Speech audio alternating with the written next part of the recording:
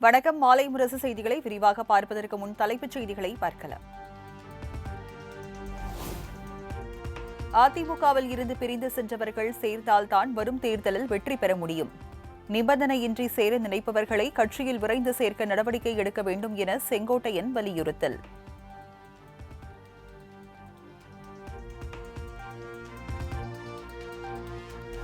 அதிமுகவில் இருந்து பிரிந்து சென்றவர்களை 10 நாட்களுக்குள் இணைத்துக் கொள்ள வேண்டும் என எடப்பாடி பழனிசாமிக்கு செங்கோட்டையன் கேடு.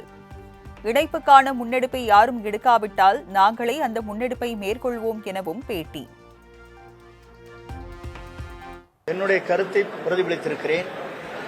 இதற்கு ஒரு காலக்கெடு வைத்திருக்கிறேன். அப்படி நடக்கவில்லை என்று சொன்னால் இந்த மனநிலையில் இருக்கின்றவர்களே ஒருங்கிணைத்து அதை வெற்றிகரமாக முடிப்பதற்கு நாங்கள் அனைவரும் முயற்சிகள் மேற்கொள்வோம்.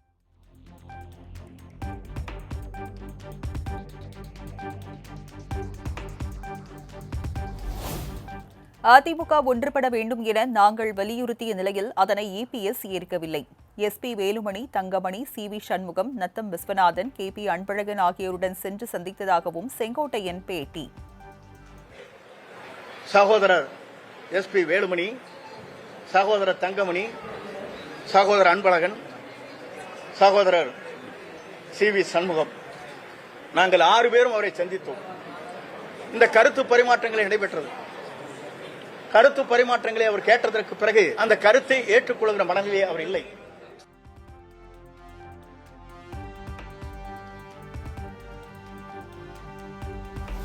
இரண்டாயிரத்தி 2009 ஆண்டு ஜெயலலிதாவால் அதிமுகவில் இருந்து நீக்கப்பட்டவர்தான் எடப்பாடி பழனிசாமி என செங்கோட்டையன் விமர்சனம்.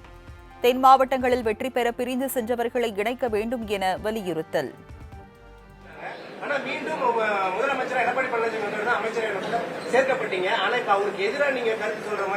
அதுபோன்ற கருத்துக்கள் இடத்தில் இல்லை. அவரே 2009 பொறுப்பிலிருந்து நீக்கப்பட்டார். அது உங்களுக்கு தெரியுமா?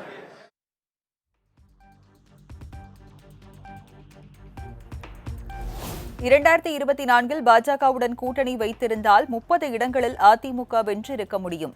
2016க்கு பின் தேர்தல் களம் போராட்ட களம் ஆகிவிட்டது என்பதை நாம் அறிவோம் எனவும் செங்கோட்டையன் பேட்டி.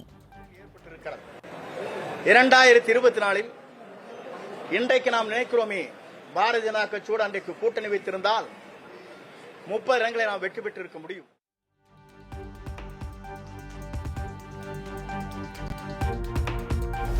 கட்சியிலிருந்து விலகியவர்களிடம் இதுவரை பேச்சுவார்த்தை நடத்தினீர்களா என செய்தியாளர்கள் கேள்வி. அது சஸ்பென்ஸ் என பதிலளித்த செங்கோட்டையன். அது சஸ்பென்ஸ்.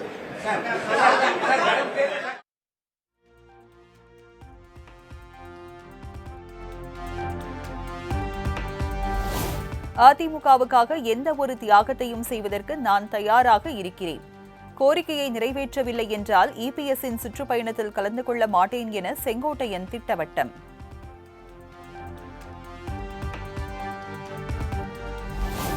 செய்தியாளர் சந்திப்பின் போது எடப்பாடி பழனிசாமியின் பெயரை எந்த இடத்திலும் உச்சரிக்காத செங்கோட்டையன். சசிகலா, டிடிவி தினகரன், ஓ பன்னீர்செல்வம் ஆகியோர் பெயர்களையும் உச்சரிக்க மறுப்பு.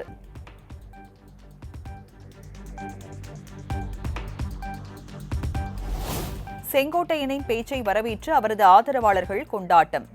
கோபிச்செட்டிப்பாளையம் அதிமுக அலுவலகம் முன் குவிந்த தொண்டர்கள் கோஷங்களை எழுப்பினர்.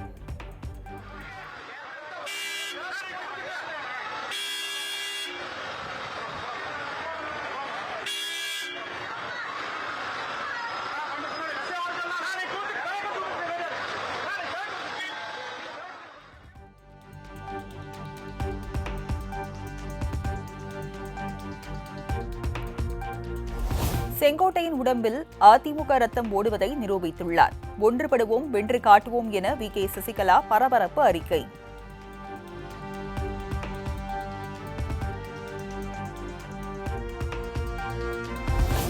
எனது மனதின் குரலாக செங்கோட்டையன் பேசியுள்ளார். பிரிந்து சென்றவர்கள் ஒன்றிணைய வேண்டும் என்ற கருத்துக்கு ஓ பன்னீர்செல்வம் ஆதரவு.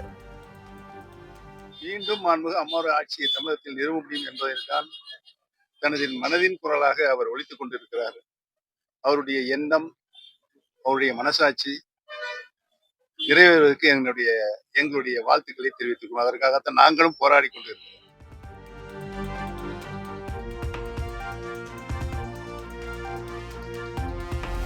அதிமுகவை ஒருங்கிணைக்க வேண்டும் என்ற செங்கோட்டையனின் முயற்சி வரவேற்கத்தக்கது. அனைவரும் ஒற்றுமையாக இருந்தால்தான் திமுக ஆட்சியை அகற்ற முடியும் என பாஜக மாநில தலைவர் நயினார் நாகேந்திரன் ஆதரவு. 10 நாட்களுக்குள்ள எடப்பாடி பழனிசாமி அவர்கள் எதிர்க்கட்சிகளுக்கு அந்த வெளியே போனவங்க எல்லாம் கூப்பிட்டு பேசல அப்படின்னா அதற்கான முயற்சியை நான் செய்வேன்னு சொல்லியிருக்காரு. நல்ல விஷயம், எல்லாரும் ஒன்னா சேருங்கிற சொல்றது நல்ல விஷயம் தான். நான் தான் ஆரம்ப காலத்திலிருந்து நான் அதை சொல்லிட்டே இருக்கேன். எல்லாருமே இணையும் எக்ஸப்ட் திமுக. எல்லாரும் எல்லாருமே வரணும், வர வேண்டும், வரும்.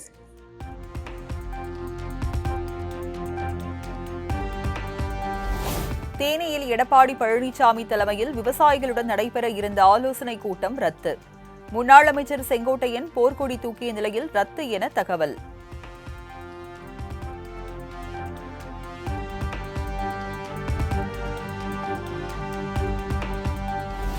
என்டிஏ கூட்டணியில் இருந்து வெளியேறிய முடிவை டிடிவி தினகரன், ஓபிஎஸ் மறுபரிசீலனை செய்ய வேண்டும் என அண்ணாமலை வலியுறுத்தல்.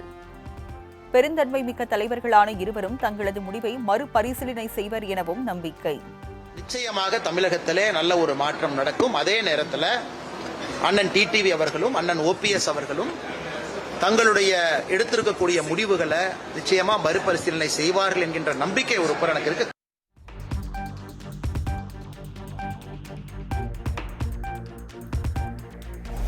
பாஜக தலைமை மீது தனக்கு அதிருப்தி இல்லை என அண்ணாமலை விளக்கம். அமித்ஷாவிடம் தொலைபேசியில் பேசியதாகவும் பேட்டி.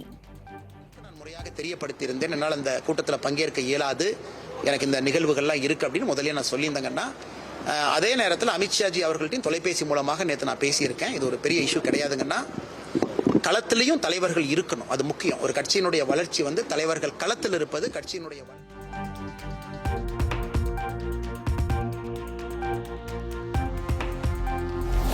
இரண்டாயிரத்தி 26 சட்டமன்ற தேர்தலில் விஜய் தாக்கத்தை ஏற்படுத்துவார் என அண்ணாமலை ஆருடம். ஆனால் யார் ஆட்சி அமைப்பார்கள் என்பதே முக்கியம் எனவும் பேட்டி.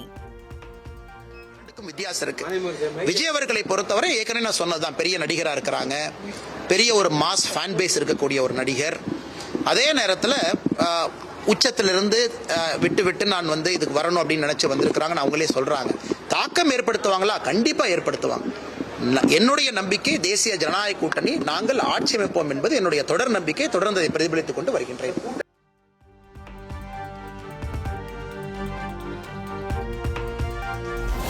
அதிமுக ஒன்றிணைய வேண்டும் என செங்கோட்டையன் தெரிவித்த விவகாரம். எடப்பாடி பழனிசாமி எடுக்கும் முடிவுக்கு கட்டுப்படுவோம் என முன்னாள் அமைச்சர்கள் திண்டுக்கல் சீனிவாசன், நத்தம் விஸ்வநாதன் திட்டவட்டம்.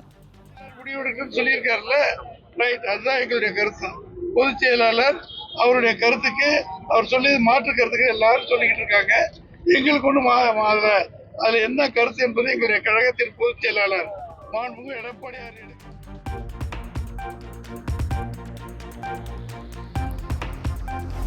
தேசிய ஜனநாயக கூட்டணியில் இருந்து ஓபிஎஸ், டிடிவி தினகரன் விலகி இருப்பது தற்காலிகம்தான். அதிகாரப்பூர்வமாக மீண்டும் இணைவார்கள். திமுக ஆட்சியை அகற்ற தேசிய ஜனநாயக கூட்டணி வலுப்பெறும் என தமிழ் மாநில காங்கிரஸ் தலைவர் ஜி.கே. வாசன் பேட்டி.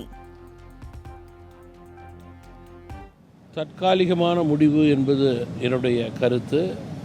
திமுக ஆட்சியை அகற்றக்கூடிய நிலையை உறுதியாக எடுக்க வேண்டும். தலைவர்களெல்லாம் மீண்டும் தங்களுடைய அதிகாரப்பூர்வமான முடிவை குறிப்பிடுகிறேன் என்று அதுக்கு ஒரு காலக்கெடு கொடுத்திருக்கிறார்கள். அதற்கு நாம் மதிப்பளிக்க வேண்டும்.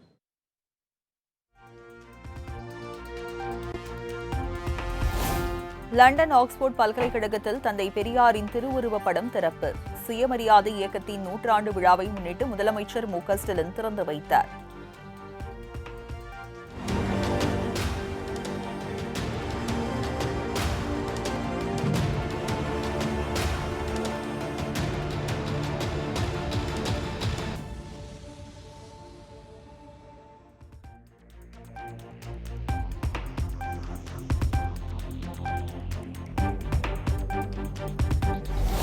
பெரியார் உலகமயமாகிவிட்டார் என்பதற்கு உதாரணம்தான் ஆக்ஸ்போர்ட் பல்கலையில் பெரியார் படம் திறப்பு.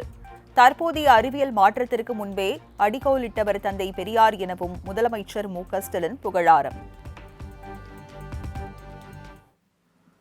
ஆக்ஸ்போர்டு பல்கலைக்கழகம் அறிவோட அடையாளம் மட்டுமல்ல, உரிமையின் அடையாளம். இது மனித உரிமையுடைய அடையாளம், உலக அடையாளம். அப்படிப்பட்ட இங்கு பெரியாரோட படம் திறக்கப்படுவது என்பது உள்ளபடிய பெருமைக்குரிய ஒன்றாகும். சுயமரியாதை இயக்கத்தோட தொடர்ச்சியா இருக்கும் திராவிட முன்னேற்ற கழகத்தின் தலைவர் பொறுப்பில் இருக்கிற எனக்கு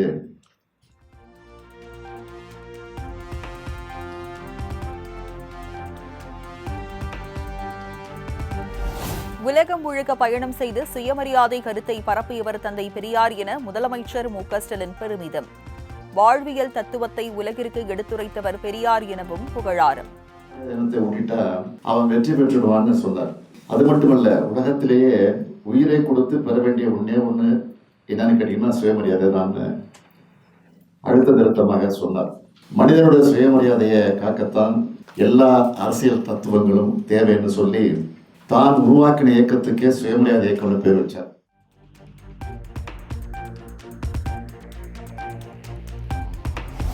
கப்பலோட்டிய தமிழன் வ.உ. சிதம்பரனாரின் 154வது பிறந்தநாள் விழா.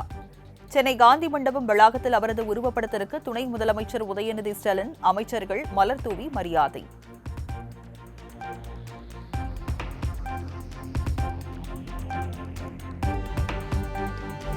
அனைத்து சமுதாய மக்களையும் சமமாக பாவித்து அர்ப்பணிப்பு உணர்வோடு சமத்துவ சமுதாயம் படைக்க பாடுபடுபவர்கள் ஆசிரியர்கள். அறிவு தீபம் ஏற்றி அறியாமை இருளை நீக்குபவர்கள் என த.வி.க. தலைவர் விஜய் ஆசிரியர் தின வாழ்த்து.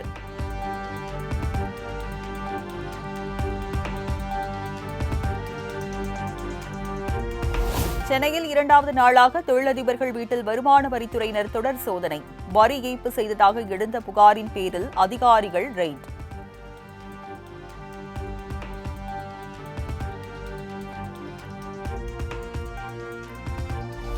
மயிலாடுதுறை புதிய பேருந்து நிலையத்தில் வணிக வளாக டெண்டர் நடைமுறைகளை எதிர்த்து தொடரப்பட்ட வழக்கு. 50,000 ரூபாய் அபராதத்துடன் தள்ளுபடி செய்தது சென்னை உயர்நீதிமன்றம்.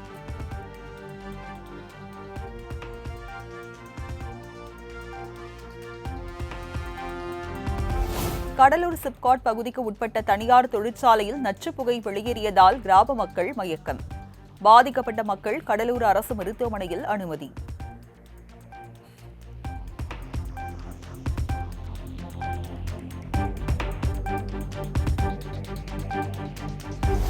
சிவகங்கை மாவட்டம் சதுர்வேத மங்கலத்தில் கோயில் திருவிழாவை முன்னிட்டு நடைபெற்ற மாட்டு வண்டி பந்தயம். சாலையில் சீறி பாய்ந்து ஓடிய மாடுகளை கண்டு பொதுமக்கள் உற்சாகம்.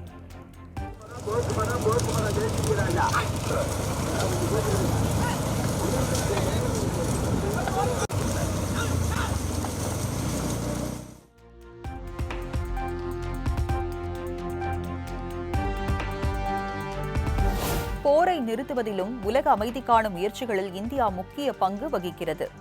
இந்தியா உக்ரைன் இடையேயான உறவுகள் வலுவான வளர்ச்சி அடைந்து வருவதாக உக்ரைன் வெளியுறவு அமைச்சர் ஆண்ட்ரி சிபிஹா பேச்சு.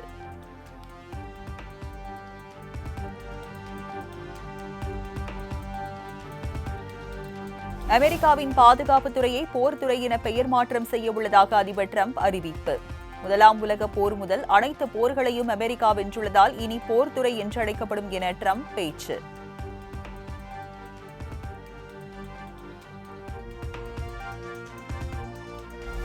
ஆசிய கோப்பை ஹாக்கி தொடருக்கான சூப்பர் 4 சுற்றில் இந்தியா அபார வெற்றி. மலேசியாவை 4-1 என்ற கணக்கில் வீழ்த்தியது.